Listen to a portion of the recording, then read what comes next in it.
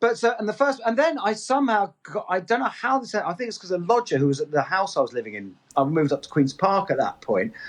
This girl was having a thing with the bass player from Sylvain's band, and then that all went wrong. So I ended up playing for Sylvain from the New York Dolls. Wow. Which just gives me lifetime punk credibility. Yeah, you are. I can do anything. Yeah, I can do any old shit. I can go on tour with Chris de Burgh. I can do whatever I want. Because I played for Sylvain, I am untouchable.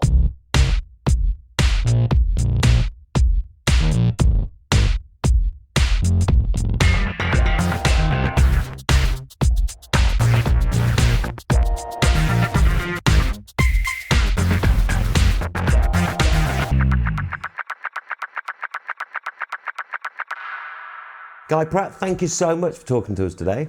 Absolute pleasure. Good to be here. Well, good to be at home. Yeah, exactly. But I'm pretty sure everybody who's going to be watching this and listen to it on the podcast knows who you are. But by way of intro, world-renowned bass player, my part-time nemesis as well, because I've got a particular producer who always, when he calls me for a session, he's like, yeah, I tried, Guy, but it was too expensive, so can you do it? Yeah, no, listen, I was that guy for ages, but I was also, whereas I lived in fear of Pinot. You know, yeah, well, I get that as well. Yeah. Yeah, Pinot, Guy's too expensive, Pinot told me to fuck off, so will you do it? Yeah. But, so you've got, I mean, your career as a bass player is world's, ridiculous array of huge stadium names, which, I don't need to mention more now. We'll talk about some of them. Yeah, but also not just, a lot of people look down on bass players. Oh, they can't compose. They're not this, they're not that. But you've got a Grammy. You've got 2 Ivor Novello nominations. You've got a best-selling book. Yeah, I've done a lot of writing, but the funny thing is most of my success seems to be with novelty records. And, my 2 biggest hits were Ain't No Doubt by Jimmy Nail, which I'm very proud of, but, and of course Findaloo, which was just a piss-up, that became a hit. And funnily, one of my Ivor Novello nominations is actually for a song called Why Won't You Shag Me? Which I wrote, which was up for Best Song for Film or TV. There was a TV series in the 90s called The Young Person's Guide to Becoming a Rock Star. Yeah. Which I did all the music for them, which was the most brilliant fun thing ever. And I wrote that song because it was just in the script. It was a gag they had. They then play Why Won't You Shag Me? So I then had to write this song. And even though I didn't win, it was worth it just to hear that read out at the Ivors, especially with my surname. And the nominees are... Fantastic. That is so cool. And funny. Let me take you right back to even before you... Yeah, exactly. Let's go back in time. Very Stonehenge and Spinal Tap of me. Before you even earned 1 penny from playing music, why did you want to become a musician? What was it about it? Because on face value, it's a ridiculous way to earn a living. Yeah, it is. And I'd had... before that, when I was really little, I wanted to be an RAF pilot. I had all sorts of proper boy aspirations. And I can trace it down to, and I'd got into music, but in that sort of kid way of, I loved Bowie and I loved Slade, but that was just in a kid way, if you know what I mean. And it was, and I can trace the exact moment. It was when I first time we used to go on holiday to Holyhead up in North Wales every summer. And I had these 2 older cousins, one of whom was good and one of whom was bad. They really were absolutely cartoon, white and black. And the bad one, who of course I was the most impressed with, bullied me into smoking. Right. And the first time I took down a cigarette was round at their house, and I felt really sick, and I went upstairs to lie down, and he had a cassette player. And I just hit play, and it was Barbara O'Reilly. Everything I knew or cared about just went out the window, and all I knew was all I cared about was the Who. Yeah, I became an absolute obsessed, and I hadn't even thought about playing an instrument or what instrument, and then sort of by dint of that, I then looked at Bowie completely differently. I then discovered Led Zeppelin. Yeah. And actually, although I never went for metal. I never liked heavy. I never liked Deep Purple. I didn't like Dry Heat. Didn't like any of those bands. Black Sabbath. None of that did anything for me. Zeppelin was as heavy as I ever got. It was, and then it was. The funny thing is, it was because this was the mid-70s, so all my music was kind of looking back at first. It was discovering the Kinks and discovering the Stones. Of course, yeah. And the funny thing is, of course, you knew about music long before you heard it. Yeah. But then you'd hear about a record, and it was until you came across someone who had it. Yeah. You literally couldn't hear it. Yeah. I mean, I was thinking about this. I was into the Who for like 3 years or something before I saw what they looked like on film, even. Yeah. I knew that Pete did this amazing thing, but all I'd ever seen was still photos. Yeah, of course. So yeah, no, it was like footballers. Exactly. These amazing dramatic moments, but I had no idea how that actually all added up. Brilliant. And but then and then of course then I got into all the current stuff, Roxy Music and everything, and so obviously I asked my parents for an electric guitar, and we lived in this very small house in Waterloo in London, and Mum of course was, "Oh, darling, why don't you get a nice Spanish guitar?" And I was like, obviously she knew what the awful can't go like this, yeah, and probably just smash it, and so I thought, well, the whole big thing being it was the electric bit I was interested in. So to be honest, a toaster would have been nearer what I was after with a Spanish guitar. So I thought, well, I'll ask for a bass, and I didn't really know what they were. I think I knew it had 4 strings. Yeah. I knew, and I hadn't really noticed bass players. I knew John Entwistle was pretty rad, and so my mum and dad clubbed together and got me a bass. And I remember this thing turning up. It was fucking huge. Yeah. It's huge. Yeah. And it was because I obviously you spend all my school holidays down Charing Cross Road and Denmark Street looking in the shops. And I don't think I ever really even acknowledged the basses. Yeah. So yeah, I didn't. But the great thing was when I went back to school, of course, about 4 other kids had got electric guitars for Christmas. Which meant if they wanted to be a band, They need you. They need me. So, and I had my pick, and luckily I picked Martin Glover, who then went on to become Youth. Yeah. Bloody hell. Didn't know that. Wow. Yeah. Me and Youth started playing music together. He was a guitarist. I'm going to be speaking to Youth in a couple of weeks as well to do one of these. There you go. Yeah. No, well, he's my oldest friend. But he came up to Holyhead with me the next summer. Wicked. And we then came back down to London and went to see the Stones at Nebworth. Blimey. That's not a bad gig, is it? No. That's not too shabby. Yeah, it's funny that you'd say that, you heard Baba O'Reilly and it changed everything. Well, it was because it was even because all the rock music I'd heard and all the pop music I'd heard, everyone was always going on about this baby. Yeah. Whoever the hell she was. Whereas it was just the perfect coalescence of the thing with it was just that intent. Yeah.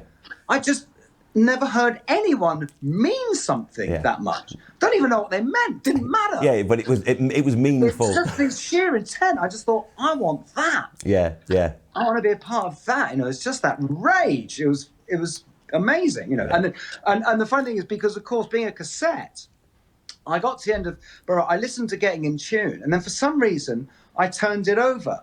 And of course, if you listen to the first 2 songs of Who's Next and turn it over, you're straight on to Won't Get Fooled Again. Yeah. And that was just like, oh my God. Are you fucking kidding me? It gets better. Yeah, exactly. It's better. It's even bigger. So that was it. And it's, but then punk happened, after I'd been playing for a bit. Which was kind of great. Although I was kind of too young for punk really. Youth left school a year ahead of me, and he went off and he joined this band called The Raid. And I followed his every move. He shagged gay adverts.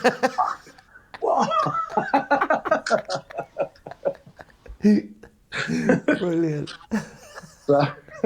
So yeah, I left school. I left school at 16, and hitchhiked across America. Which I think is nuts. Yeah. When I'm thinking about, I look at my son is 18. I'm thinking, what? Yeah, no chance. And there's part of me that thinks, kind of, God, kids today are really costed. But then the other part of me just thinks, Mum, what were you thinking? What Do you weren't you care?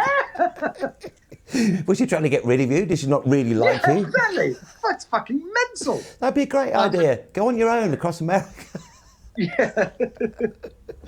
But that whole Barbara O'Reilly thing, like, I had the same thing, same as you. I knew me. I listened to music. What was it for you? It was The Cutter by the Bunnymen. Oh, okay. I was having my breakfast in the morning, having cornflakes, about to go to school at the age of 13 or something. It came on Radio 1 and it just changed my conception of music. Because everything was pop music, oh baby, blah, blah, blah. And then suddenly this noise came on. Yeah. And with the rhythm section of Pete the Freitas and Les Pattinson. It was like, fantastic. I know, I've played with the Bunnymen. I know. And they asked me, Mac asked me to join a couple of years after you did that album. Ah. But I got to know him by then. I was like, Macala. Right. Flipping heck. I mean, if they'd asked me What are you saying? What are you fucking saying there, mate? What are you saying, mate? But if they'd asked me when I was six... I'm not seeing it. We love him. Yeah, totally. Yeah. So then how did it become a career? How did it... Obviously, you're in bands and you're following youth in his band. But yeah, it was... I was... my first band was a mod band, which was a total mistake. I wish I'd realised. And it's funny because our guitarist actually, going, what a fucking cul-de-sac that was. Yeah. I mean, that whole mod revival thing came because the Jam were completely separate. Paul had got onto that thing earlier, but it was basically when they made the film of Quadrophenia, they needed loads of kids to be extras, and they dressed them up as mods and went, oh, that's all right, isn't it? And next thing you know, there's this movie which is clearly going nowhere. You know what I mean? And it's really annoying because the guitarist of the band I was in, Speedball, we were actually pretty good. But the guitarist's brother did the cloakroom at Blitz. right. And he always used to say, if you want to come down, I was like, no, man. I think, fuck, if only I had. Would have ended up in Sade's band or something. Yeah, exactly. Would have known Gary, 15 years earlier. But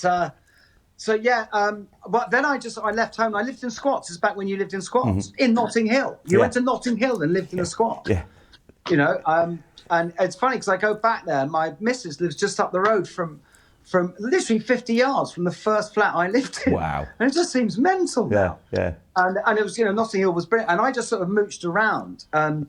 My first pro gig, and I was in this band Funkopolitan, who were a bunch of really lovely, kind of quite well-to-do local lads. Because that's what was great about Notting Hill. It was, all life was there.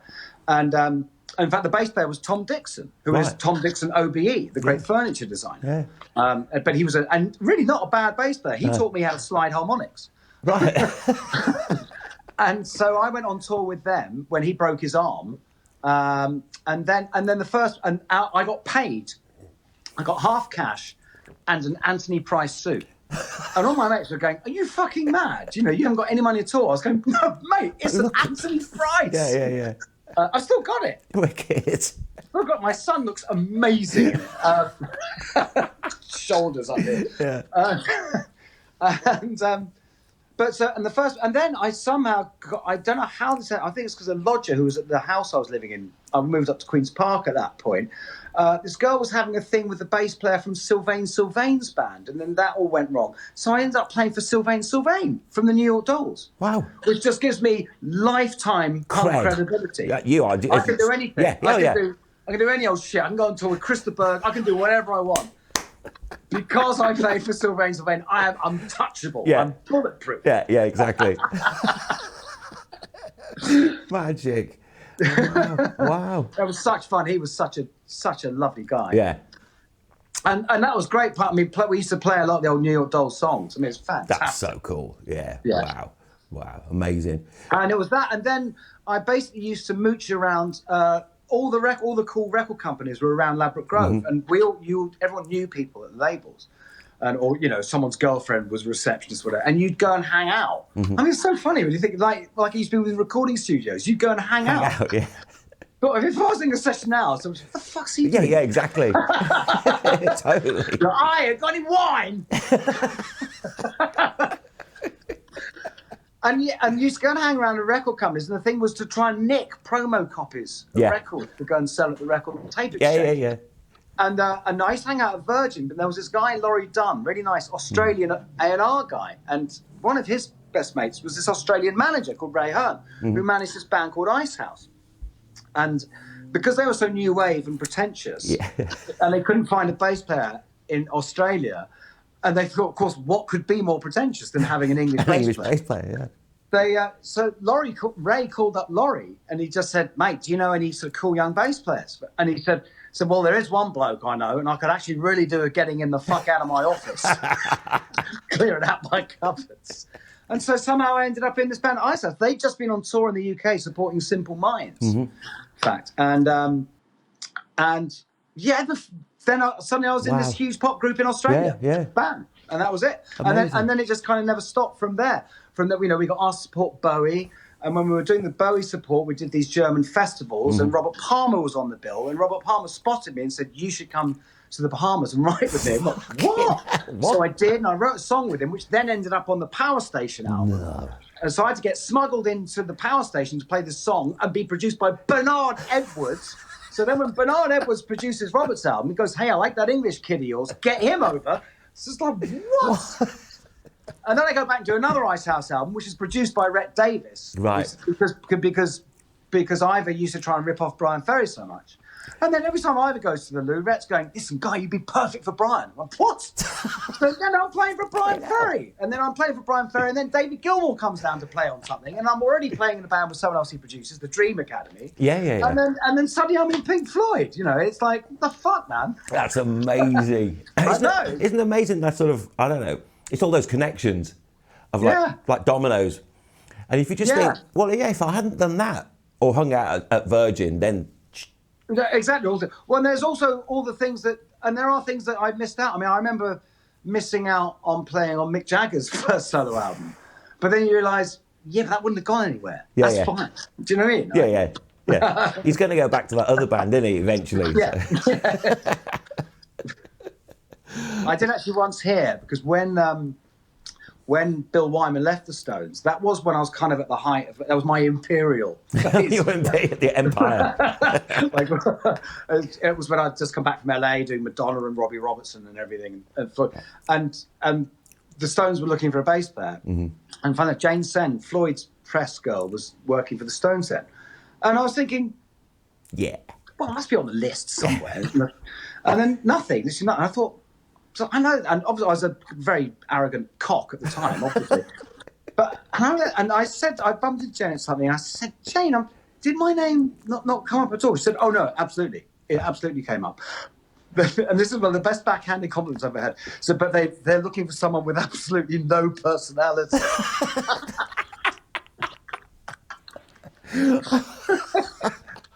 That's good, that is. I like that. Yeah. But how about you? What was your journey? Oh, same thing. So that huge sort of, I don't know what, that's almost like on the road to Damascus moment of music when you hear that tune. Yeah. And then went on a geography, I then moved from Merseyside to the Midlands, went on a geography field trip, and the kids in the year above me, they were like, "Well, we've got a band. Can you play?" I said, yeah. They said, "Can you play bass?" I said, "Of course I can." Because I just wanted to make friends. So we get back from the geography field trip. It's like, we've got rehearsal next week in some village hall somewhere. I was like, fuck. I've never picked up a guitar in my life. So, did the same thing, twisted my dad's arm to get us 30 quid. I think it was called an Antaria bass, but it was like a copy of an EBO, the Gibsons. Big chunk. That's quite a sophisticated thing to get a copy of. Oh, yeah, but I didn't know. I think he just bought it off a mate. And then someone I knew taught me a G major scale, and that's all I could play. I thought, right, let's go, let's do it. Fortunately, they were a punk band, and they couldn't play either. Right. But through that, and then you meet other people, and then blah blah blah. Yeah. And then I ended up joining a band because the bass player was Jewish, and they had a gig on a Friday night, so he wasn't allowed to play. I knew the singer. The singer said, "Will you learn the set?" Which is basically sort of sub-Velvet Underground stuff. So it wasn't too testy. So I became mates with him. We ended up sacking the rest of the band, bringing in a couple of other people, which became Ocean Colour Scene, and then it kind of went from that to that. And then and then because of that, you get the call with Weller, and then because of that, then ends up playing with The Who at Live 8, and all those sort of things. It just goes tick, tick, tick, tick, tick. Yeah. Oh, no, so I should point... Yeah, no, there's two things on this. One, I finally got the fucking call to do a day with The Who last year. Obviously, I was in Thailand. Oh, fuck. Obviously. Too far, isn't it? So, yeah, obviously not meant to be. And also, I should share with your audience that possibly the most embarrassing moment in my music business career was when I went to Goa for my 30th birthday. I wanted to hang out with youth, and also because a mutual best friend of ours had just died, and I was very, very upset, and I thought I really wanted to be with youth. So, and I had this amazing time, and I met this fabulous A&R man called Alan Pell. And we went to all these trance raves and everything. And when we came back, he said, "Hey, Guy, do you do remixes?" Which, of course, I haven't been anywhere near a remix in my life. I went, "Yes, of course." And he said, "Would you do one for this band I've got called Ocean Colour Scene?" I was sure, absolutely.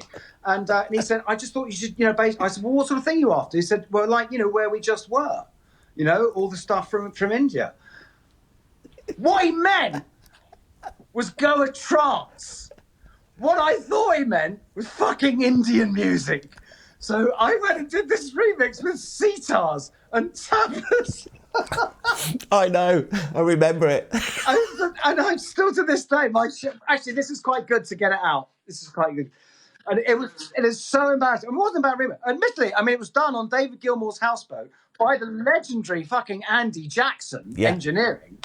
So and I cannot apologise enough for that.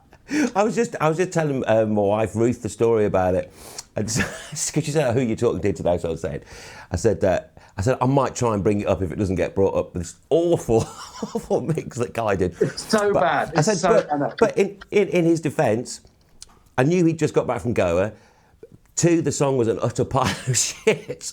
But 3, we got to go on to Dave Gilmour's studio, which was on the houseboat, which was awesome. Yeah. How funny. So, when you joined Icehouse, was one of the keyboard players, an English guy called Gary Hughes?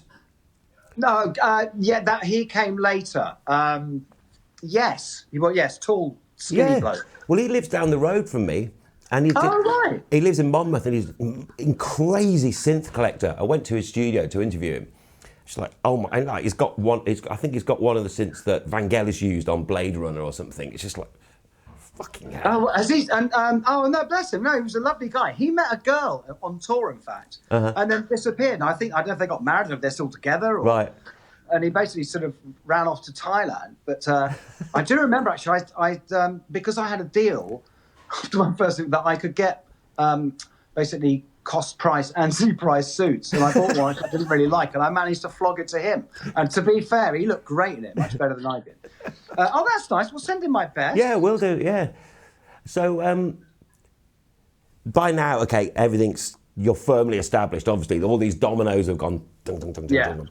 So how did you then move into doing like the soundtrack stuff and the theatre music and everything? It was after the '94 Floyd tour. I came home and it was when I was about to get married and stuff, and I just thought I think I want to settle down, sort of thing, and I like the idea, and I love writing score. I realised I started doing documentary. The first thing I did music for was actually the Riddle of the Skies, which was that famous documentary that had the fake footage of the alien autopsy, which was so fake. So that was quite fun. And then and I love it because the great thing about writing score is it's like writing songs, but you don't have to finish anything. Yeah. When you're writing a song, you come up with an idea, and then you've got to hone that idea down, and then you've got to come up with another bit, and then you need another bit, and then you need whereas with score, you come up with an idea, that's it. Right, that's that character, and you just need that, and also, I was doing TV score rather than film score, which, there's not really much money in it, but it's great fun because it's like pretend film score, because all you're saying is, if this is a film, this is what the music would be doing. As opposed to the other way. Obviously, I can't do that, but that's what it would be doing. But I did a great thing the other night, because one of the most fun things I ever did was because I did the music for Space, Edgar Wright's first thing. And it was great because they showed the whole first series back to back the other night, and me and Edgar tweeted along to it. was really, Oh, really that's good fun. cool. That's cool. Yeah, but yeah, and I did that. I did some really quite good stuff. I really enjoyed doing that, and I wasn't doing much bass. All the way through the 90s, I didn't do mid 90s. I didn't do much bass playing. I went on tour with Gary Moore and did an album with him. That was great. But it was funny because it was more just writing and lots of odd sessions. I then got a studio at the Townhouse, and I was in the basement, and it was this brilliant little. So I used to get loads. If someone was upstairs doing a session, they'd go, shit, we need a bass player. And they said, well, Guy Pratt is literally in the basement. He's downstairs. And it would literally. Once I got a phone call that said, hi, guy Pat Leonard is in Studio 2. Will you go up with the bass? I went, oh, Pat, yeah, it'd be great to see him. And I walk into the studio, and there's fucking Elton. And I was like, whoa, you kind of want a bit of prep. You want a bit of prep for that session. Yeah, just a touch. But then the TV thing just sort of stopped. And I don't know why. I don't know what I did wrong. I was nominated for awards. I got everything on time, but then it just stopped. Yeah. So, but then and then a really, really bad couple of years. But that's when I decided to do comedy. Mm-hmm. I decided I could either, because everyone loves stories. It's the same thing. You got the same pass I have. Yeah. And it's that thing where my joke was like, well, you can either be that bloke down the pub where everyone goes, don't get him started, or you can try charging people money. Yeah, exactly. So I did that, but then I got this sort of dream job of I got asked to play for Roxy Music, which was just heaven, playing those songs. Because that was a funny thing of what's great when you get a gig like that is that even though I'd never actually learned any of them, I didn't have to learn any of the songs. Mm-hmm. I just had to activate them. Yeah. Do you know what I mean? Yeah. They're all down there on a molecular level. Yeah, exactly. Wicked. I mean, just going back to sort of session stuff, obviously not, because basically, being with Floyd for so long and all the stuff with the Orb and Roxy, where they're extended period stuff, there's one-off session things you get, you get a call. What is your approach to them? Because yours is probably the same as mine and Jeff Dugmore's and everyone. But a lot of people watching this, they think session players, because of the whole YouTube generation, you have to play no more scales than anyone else, play faster than everyone else. That's all bullshit. It's all. I mean, because there's two ways. It's funny because on my YouTube video series, I was really it's most of my favorite, like the Toy Matinee stuff, where that was a band project, and I had 3 months in the studio to just really, really hone those lines. Because the thing about being a session player is the whole thing of just coming up and bam, there it is. It's like you can be expensive because you're actually cheaper in the long run because you're in and out. Yeah. And that's what things like Murder on the Dance Floor. I mean, I've always been so proud that took me 17 minutes. But I do hate to say that there's been a lot of times I've done sessions. I mean, I always had this thing for years when if it happened quickly, I go, right, that's it, great, done. Really? You sure? Yeah, that's what we finished. You sure? We finished. And then you're just convinced that the second you walk out the door, they're going to go, hello, yeah. Yeah. It's like, this must be shit. And then the record comes out. Oh my God, it's still on there. It's still on it. And, but I mean, I must say that there's been a lot of times when the trouble where you finish and you leave and on your way home, you're thinking, oh fuck! I could have. If only I'd gone. No, I could have done that. I could, Yeah. And I do think it's not necessarily the best thing for a record because if you're being asked to come up with something rather than just doing a part that's been and the point is for we proper players, it's like people get you in because they want what you're going to bring to the party. Yeah. Right. Because if you've got your part and it's written out, I mean, I can't read. So no, neither can I. No. Neither can Pino. Yeah, good. Neither can David Gilmour. So, although you know what, let's be honest. That used to be a kind of badge of honour of people like, fuck you, man. No one could tell me what to play. But then now that there are, but it's when you get older, you realise, well, actually, why not? And even, when if I've got to learn a complicated piece of music, you just think, if I could just read it, it really would save a lot of time. It's like, you've proved your point. Yeah. Come on, you're not a punk anymore. Come on. Exactly, yeah. Exactly. So, So, I would say, so it's, it is a funny thing that it really is, it's a sprint sport. Mm-hmm. No one's calling you to come and sit there and spend, the whole point is you're going to come up with something straight off the bat. Yeah.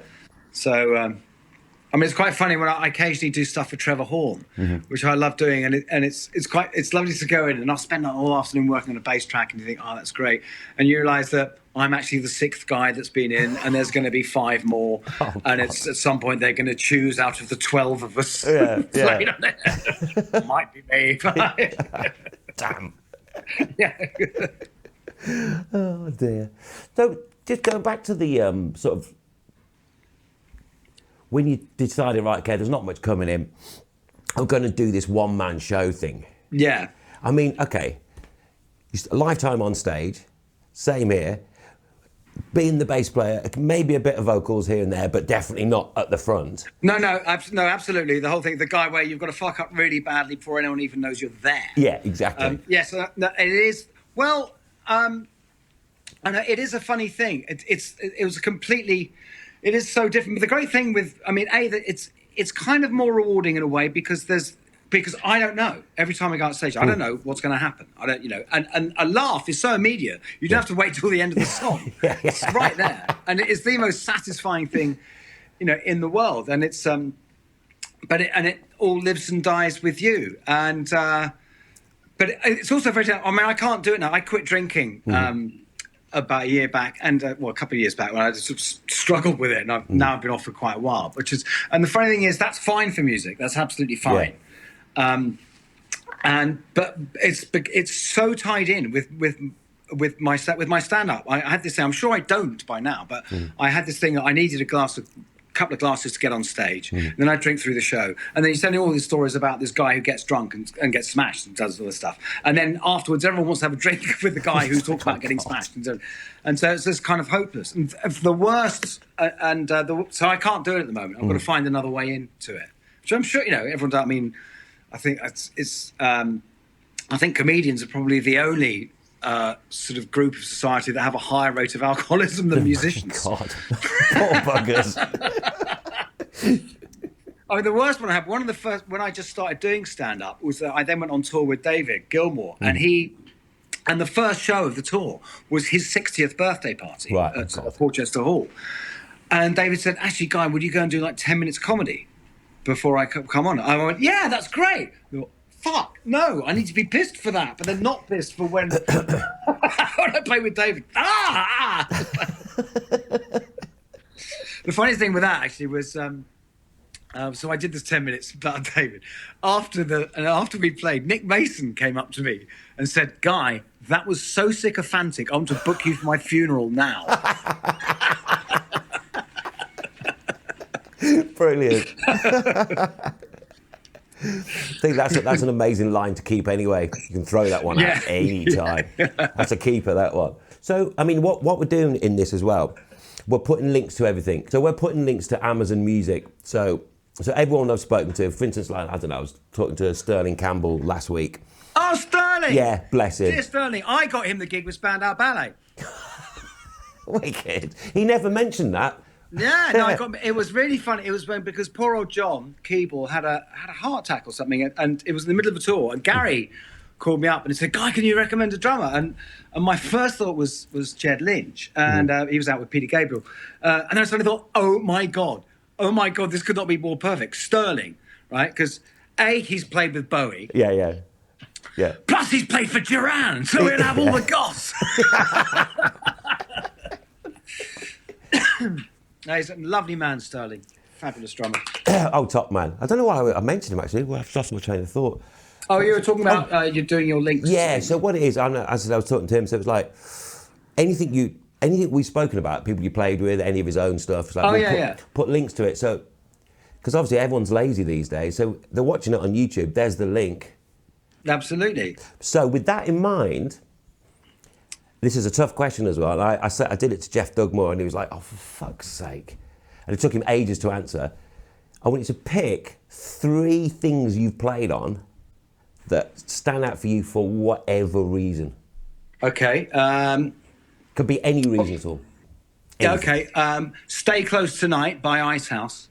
Because it's a magnificent bit of bass playing, if I say so myself. And it's literally the first album I ever did. I know that. And it was in Sydney. And then, I mean, the other obvious one is "Like a Prayer," just because, I That's my little place in history. And okay, let's have an unusual one. Night Parade by Robbie Robertson from Story. Oh, okay. Nice. I mean, that's quite a good name to throw in there as well, isn't it? It is. Yeah, I know. I've realised I haven't milked that enough. Yeah. In my career. Yeah, you really I know. It was 3 months I spent doing an album with Robbie, and he was, what a dude. What a fucking dude that guy is. Yeah, totally. I mean, without excuse the pun, what a band that band was. Well, yes, quite. And Levon Helm was a drummer. Oh. Yeah. He's I don't know if you know the tune by Rufus Wainwright, but it's called The One I Love.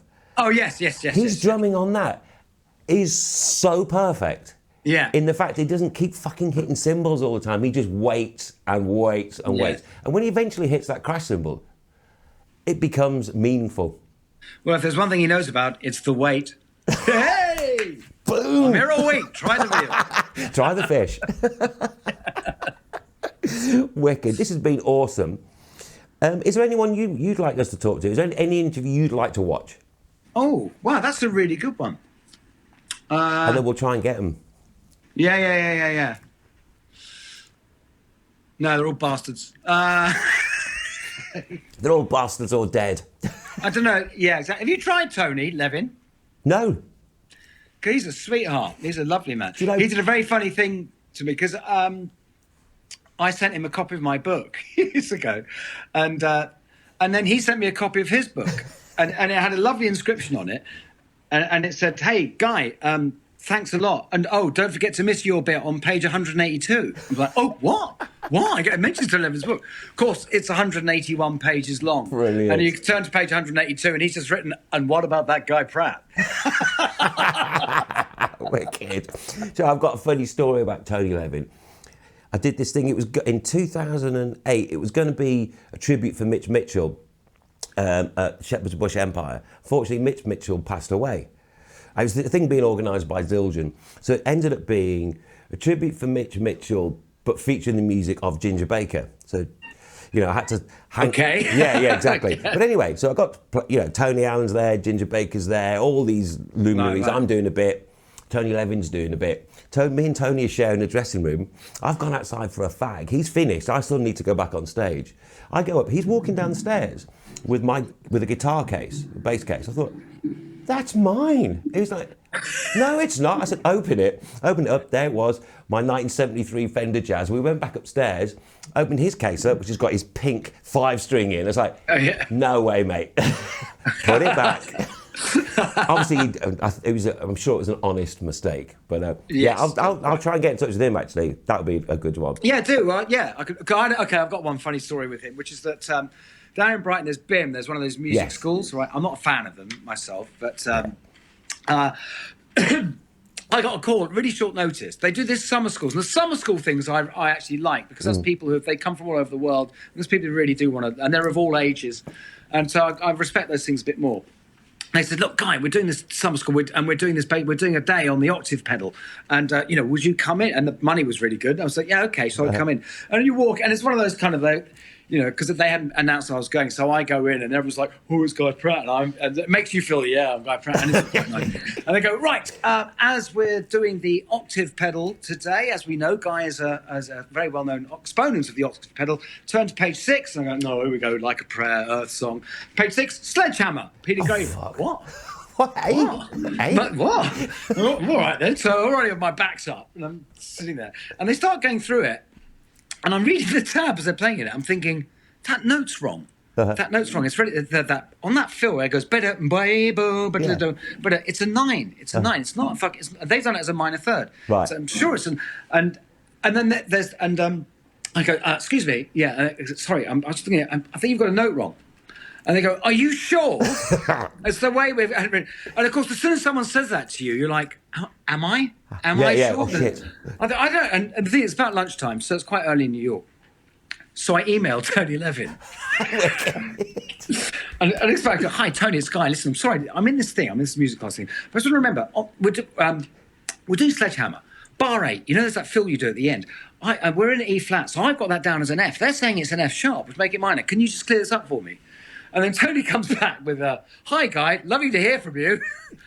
He goes, "This is Matt. I don't know. It was a long time ago." And I'm like, What do you mean you don't know? This is a career-defining moment for you. Exactly. And then Tony starts to, so I'm now having an email argument with Tony Levin. Back of the music class. And it ends up with Tony going, Guy, just whatever you think it is, tell him that's what I said it is. Brilliant. So then I was great thing. So this guy go, excuse me. I've spoken to Tony Levin. Wicked. All right, listen, mate, I should probably get off. Yeah, listen, thank you so much. If I can't get in touch with Tony, I'll drop you an email. If you could, drop me an email. And we can do a little hookup. Yeah. Ladies and gentlemen, a big virtual round of applause for the fabulous Guy Pratt. Oh, damn, really, really nice to talk to you, man. And hopefully stay in touch. Yeah, hopefully see you in real life soon. Well, indeed, yeah, hopefully. I mean, we are the profession that will be the absolute last to go back to work. Yeah. Absolute last. Yeah. I mean, hopefully I'm back on tour with the Source for the Secrets, but of course, come see us if we do. So magic, top man. All right, mate. Lots of love. Cheers.